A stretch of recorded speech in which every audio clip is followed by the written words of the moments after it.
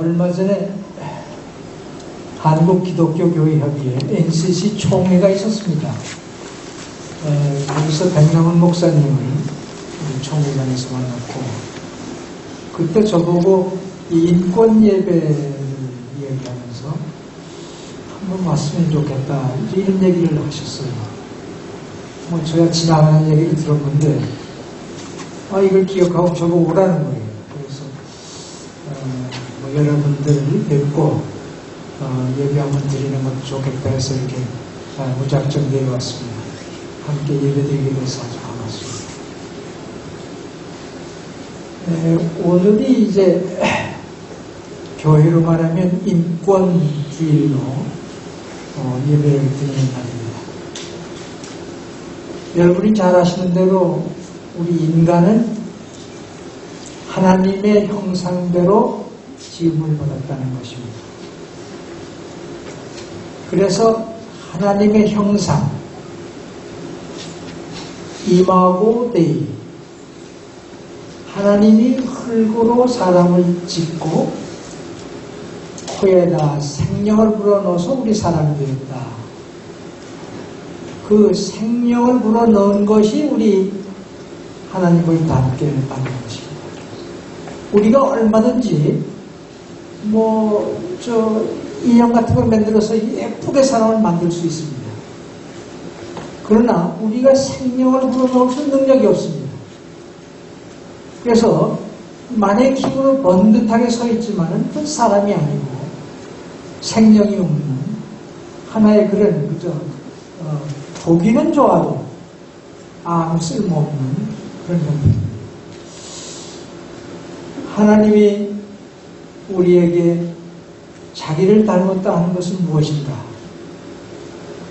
그것은 하나님 알도록 하는 지혜를 우리에게 주었다는 얘기입니다. 하나님을 안다는 것, 하나님을 알게 되면 하나님을 사랑할 수밖에 없습니다.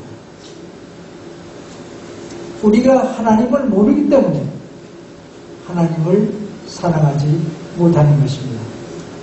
우리 보통 인권 얘기를 하게 되면 한 4가지 단계의 인권 발전을 이야기할 수 있습니다.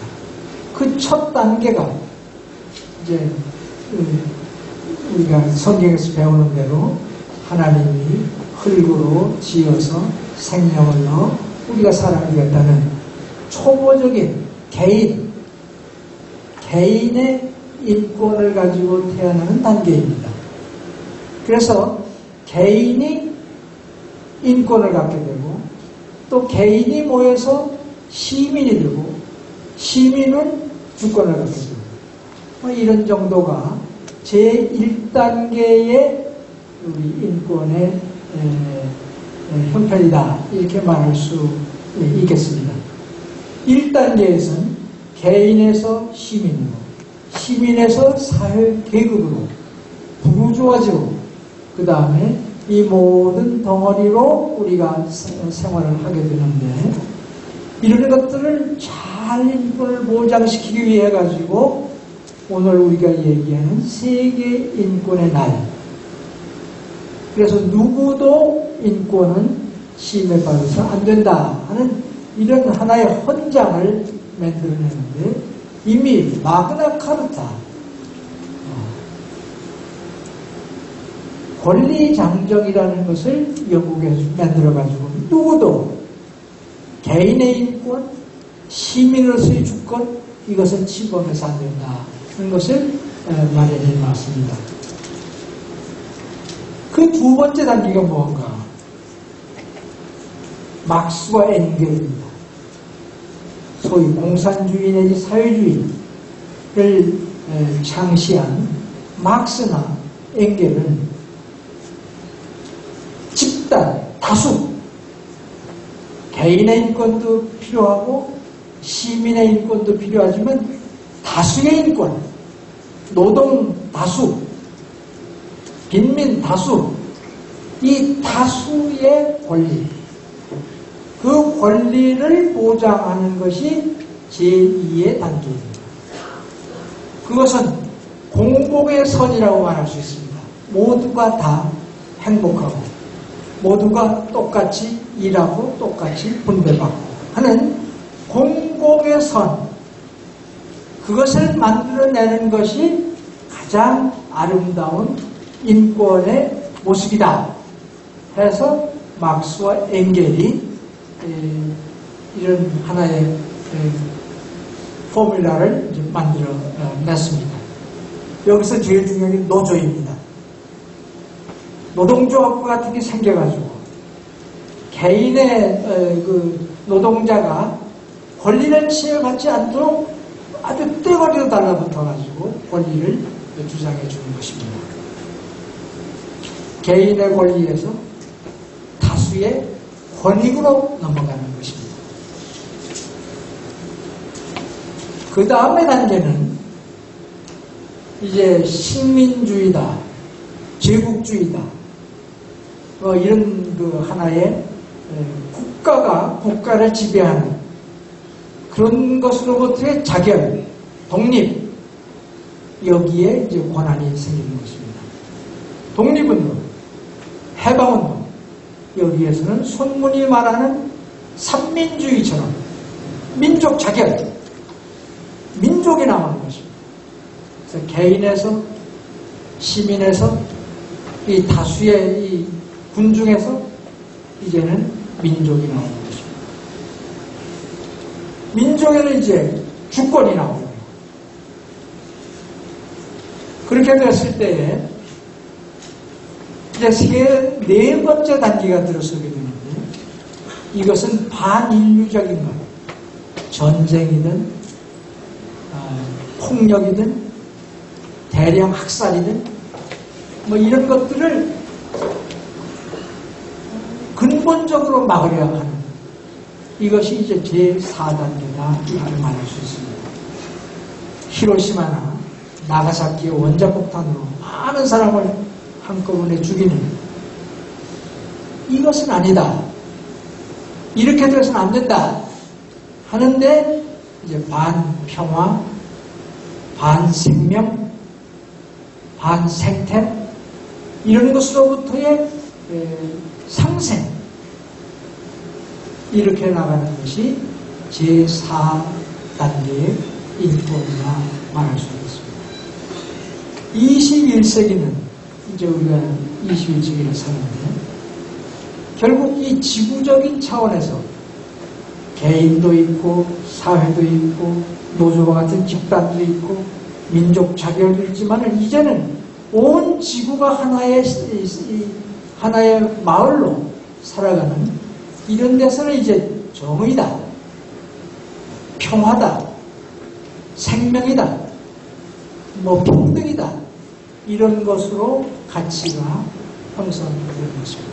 그래서 이제 우리가 인권이라 할 때에 개인의 권리도 필요하고 주권도 필요하고 뭐 이런 여러 가지가 있겠지만, 이제는 모두가 서로 배려하고 서로가 사랑하고, 그렇게 해서 거기에 정의가 강물처럼 흐르고, 이렇게 될 때에 모든 사람이 행복해질 수 있다, 이렇게 말할 수 있겠습니다.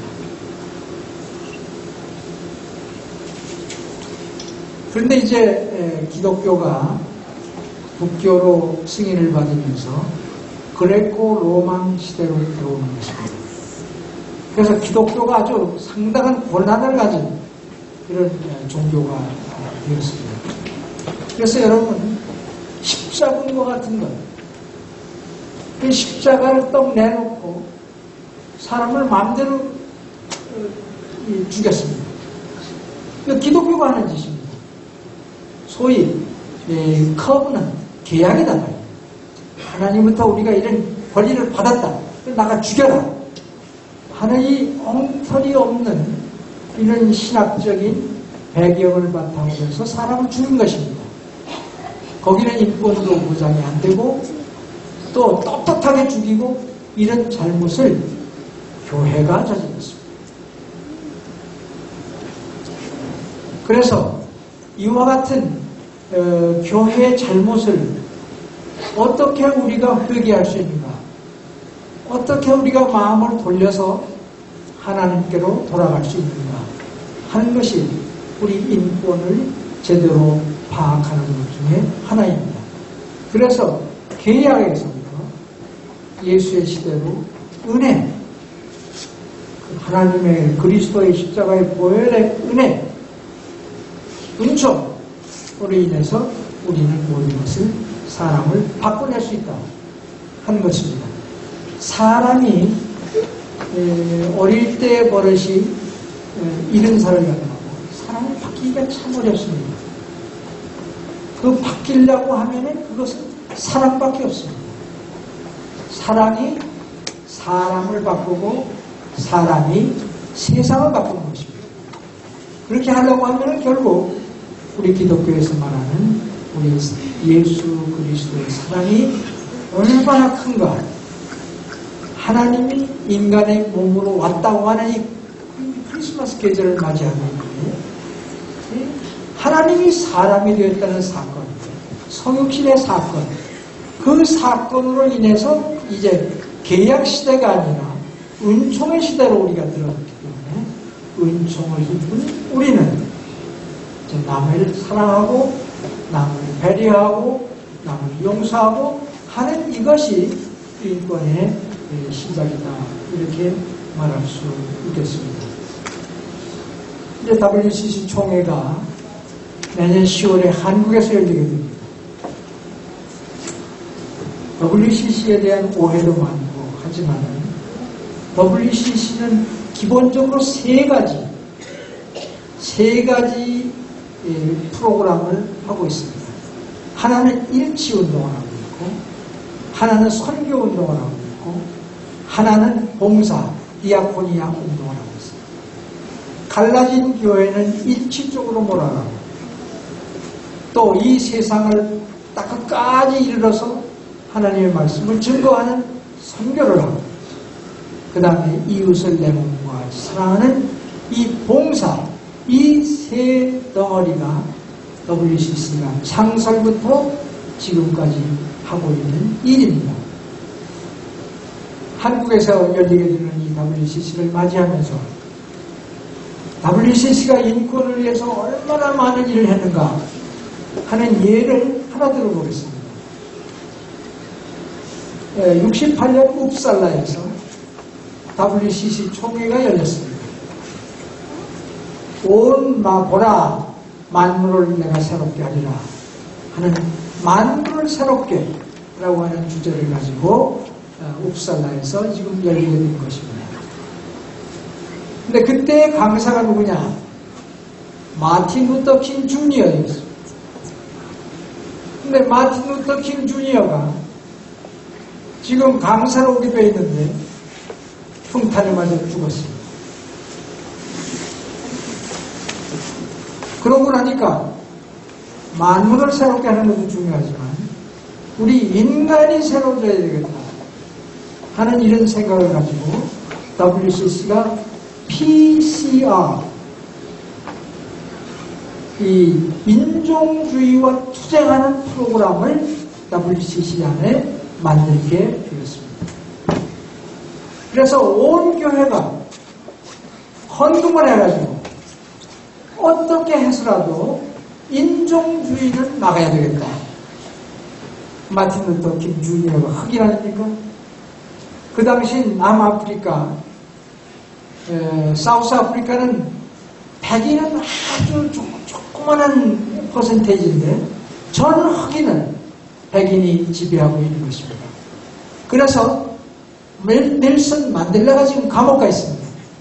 그래서 넬슨 만델라를 구하고 다수의 흑인이 사우스 아프리카를 지배할 수 있도록 인종차별 투쟁을 했던 것입니다. 그래서 결국 WCC의 이 끈질긴 투쟁의 결과로 넬슨 만델라도 감옥에서 나오고 또 결국 백인은 물러나고 흑인이 계속해서 대통령이 되는 이 좋은 일이 일어나게 된 것입니다. 하라레에서 WCC 총회가 열렸습니다. 그 총회에 넬슨 만델라가 와서 강연을 하고, 로봇 무가베 독재자지요. 그러나 무가베가 지금 대통령으로서 지금 하고 있는 것입니다. 짐바브웨 대통령을 하고 있는 것입니다. 두 사람이 다 똑같이 나와서 한마디씩 했습니다. 무가베도 나와서 얘기하면서 저는 영국 가서 공부했습니다. 기독교가 운영하는 기숙사에서 자랐습니다. 그래서 제가 공부 다 마칠 수 있었습니다. 그래서 제가 오늘 대통령이 되었습니다. 여기 모이신 여러분들의 은총으로 인해서 내가 지금 이 자리에 있습니다. 그러나 저는 독재자입니다. 이런 고백을 로버트 무가베가 하는 것을 저희가 들었습니다. 또 넬슨 만델라도 나도 영국 가서 공부할 때 기독교 기숙사에서 살게 되고 그 은혜로 내가 공부하고 오늘 이 자리에 섰습니다. 여러분, 우리가 조그마한 헌금이고 어떻게 보면 보잘것없는 시골의 하나의 기숙사일 수 있습니다. 십시일반으로 낸 헌금입니다. 거기에서 먹고 자라고 했던 사람들, 세계를 움직이는 그런 지도자가 되는 것을 우리 눈으로 지금 목도하고 있습니다. 그렇다고 하면 내가 사랑을 베풀었다? 사랑을 베풀었는지 모르겠습니다. 그러나 습관적으로 했든 진심으로 했든 그것이 모여서 사람을 변화시키고 그 사람이 지금 세계를 변화시키는 그런 일을 우리 주변에서 하고 있습니다. 우리 몸, 우리의 영혼, 이것은 이 세상에 잠시 있다 그저 떠나갈 뿐입니다. 그러나 하나님에게 우리에게 하나 명령을 하십니다. 생육하고 번성하라. 그냥 혼자 왔다 가는 것이 아니라 그래도 자손도 남기고 그 자손 중에 넬슨 만델라와 같은 사람도 나오고 또 그냥 평범한 우리와 같은 사람이 나오고 그래서 제가 아침에 여기 내려오기 전에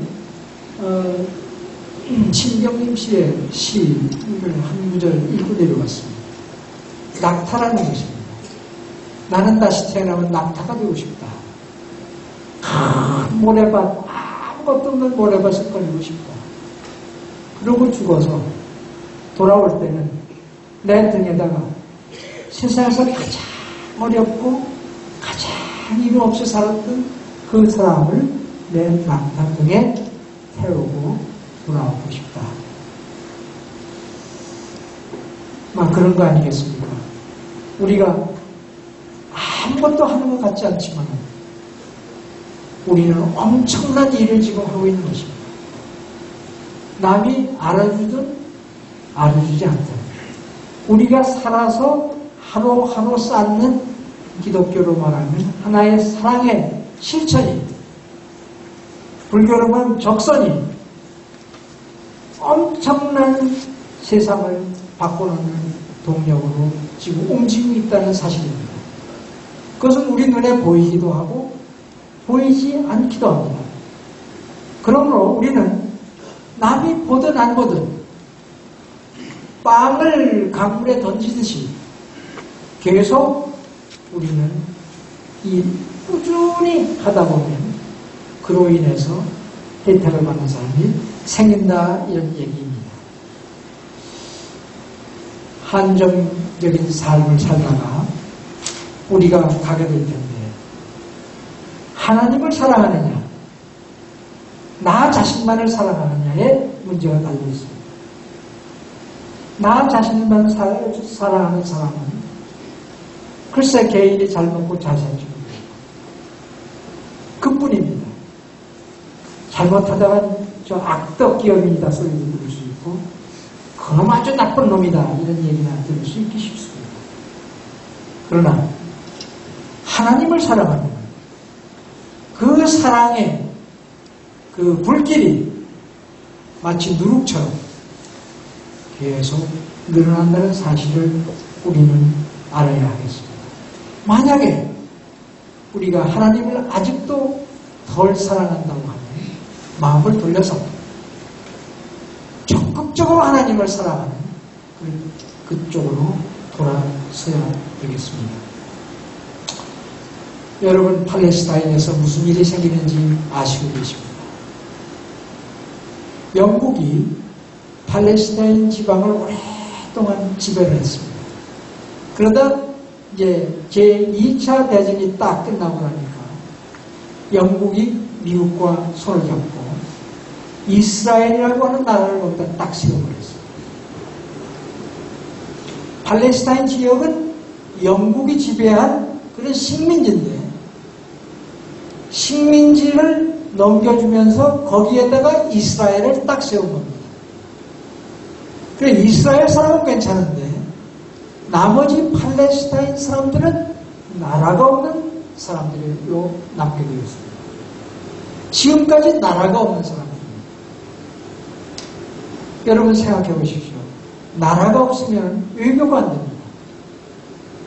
무역을 할 수가 없습니다. 다른 나라 여행을 할 수가 없습니다. 그러면 죽으라는 거 아닙니까? 오늘 우리가 인권에 대한 얘기를 하는데 거기에 무슨 인권이 있습니까? 온 팔레스타인 사람 전체가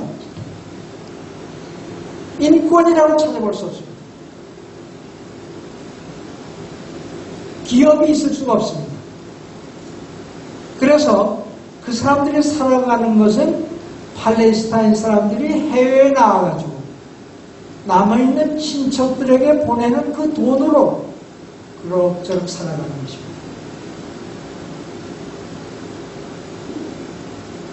그 사람들의 삶이라고 하는 것은 정말 처참한 것입니다. 만약에 외국을 나간다고 하면 옆에 있는 요르단 국가에 신청을 해가지고 요르단 국가가 자기네 파스포드를 주어서 그 파스포드로 세계를 갔다가 다시 반드시 돌아와야 됩니다. 그냥 잡아옵니다. 거기에 무슨 인권이 있겠습니까? 그러므로 우리가 이제 기독교인이니까 이스라엘에 대한 애정이 있고 하지만 이스라엘이 못된 짓을 지금 하고 있습니다. 이스라엘이 자기의 이웃 팔레스타인을 독립시켜야 합니다. 그래서 같이 살아가야 됩니다. 다행히도 이번 반기문 사무총장이 팔레스타인 해방기구를 하마스 이쪽을 이제 옵저버 국가로 약간 격상화시켰습니다. 이제 팔레스타인의 숨통이 생겼습니다. 팔레스타인은 지금 유네스코는 정식 멤버로 들어갔습니다. 1단계 이제 딱 발을 집어넣습니다. 이제 유엔은 옵저버 스테이터스를 이제 얻었습니다. 이제 조금 더 있으면 독립국가가 되겠죠. 그래서 그들도 독립국가로 떳떳하게 세계에 나서서 올림픽도 나오고 뭐 이것저것 같은 세계 시민으로 일할 수 있도록 하는 그런 일에 적어도 우리 기독교인들이 강 건너 불 보듯 할 것이 아니라 내 일로, 내 형제로 존중 이것을 해야 되겠습니다.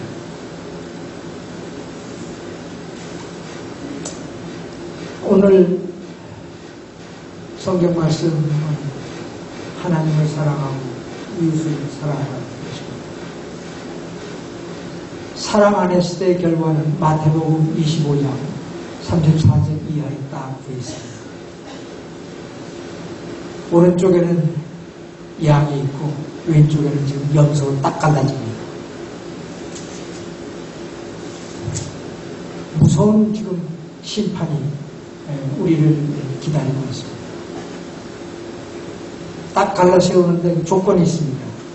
줄일 때 먹을 것을 준 것, 목마를 때 마실 것을 준 것, 나그네로 있을 때 영접해 주는 것, 헐벗을 때 입은 것, 감옥에 갇혀 있을 때 찾아준 것. 마음먹으면 다 할 수 있는 일입니다.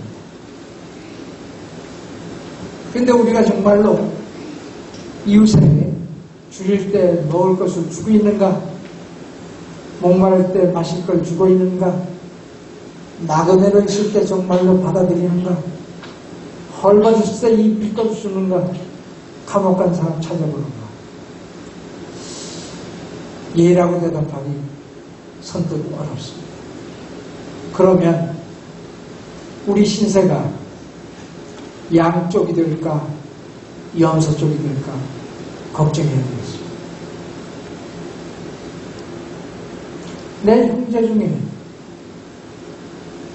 내 형제를 제대로 돌보지 않으면서 보이지 않는 하나님을 어떻게 사랑하는 것을 하겠느냐 하는 것이 성경의 말씀입니다. 우리가 하나님 사랑 입으로 중언부언 해가지고 안 됩니다. 구체적으로 이 몇 가지 이 리스트에 있는 이거대로 해야 됩니다. 사랑의 실천입니다. 사랑의 실천 없이 여러분이 하나님을 사랑한다, 이웃을 사랑한다, 말이 되지 않습니다. 예수께서 오신 이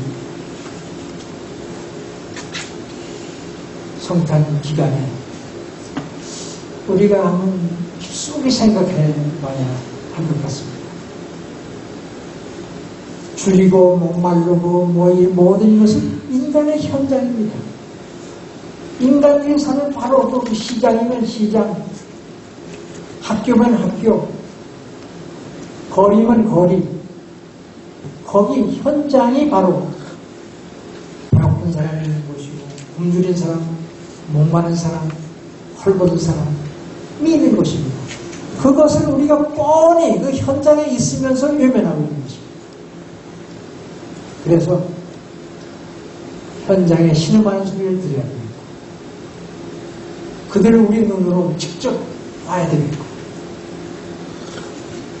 그들에게로 발길을 옮겨야 되겠고 그들을 우리 따뜻한 손으로 어루만져 주는 이런 아령이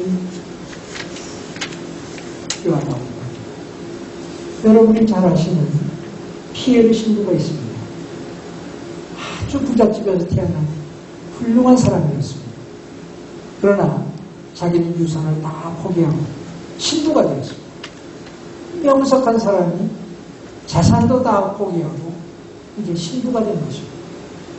신부가 돼가지고 이 사람이 한 것은 넉마주의를 했습니다. 그래서 넉마하는 사람들을 불러 모아가지고 엠마오의 집이라는 걸 했습니다. 이 엠마오의 집에서 여러 사람들이 모여가지고 자립해 나갈 수 있는 일을 꾸준히 했습니다. 너무나 존경을 하기 때문에 매년 불란서 사람들에게 가장 존경받는 사람이 피에르 신부였습니다. 이 피에르 신부가 하도 못 이겨가지고 사람들이 국회의원 하라고 해가지고 국회의원도 딱 당선이 됐습니다. 한 번 국회의원 딱 해봤습니다. 그러고 법으로 어떻게 가난한 사람들을 효과적으로 돌볼 수 있는가 하는 그런 노력을 한 번만 딱 하고 다시 돌아와서 넉마를 줍는 그런 아주 훌륭한 피에르 신부의 여러 가지 조사를 보게 되면 우리로 하여금 여러 가지를 느끼게 만들고 있습니다. 대표적인 얘기지 기억나는 것은 여러분이 교회를 아주 썩었다고 그러고 교회를 아주 욕하는데 교회 욕하면 안 됩니다. 하는 것이 피에르 신부의 지론입니다. 내 어머니가 창녀였다.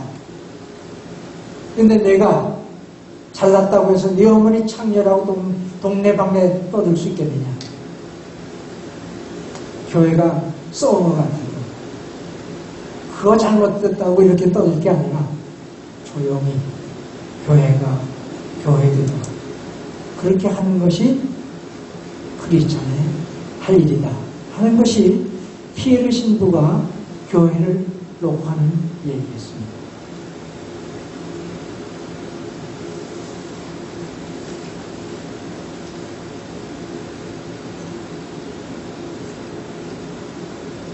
저는 마지막으로 여러분이 잘 아시는 고린도전서 13장 사랑에 대한 얘기.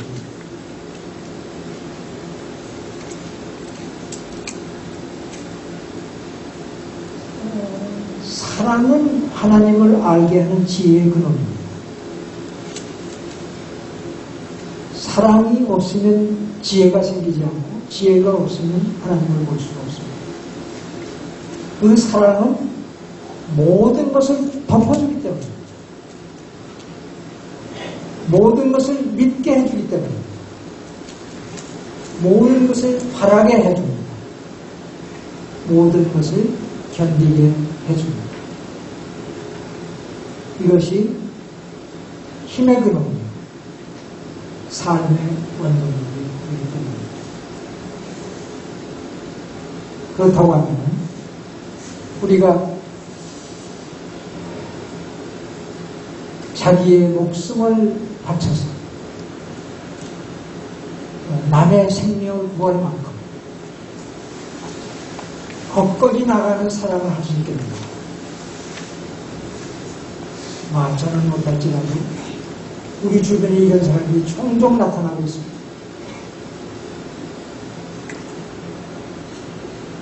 그만한 각오로 살아가야 우리가 하나님의 아들이요 그의 제자다 하는 얘기를 우리가 할 수 있겠습니다.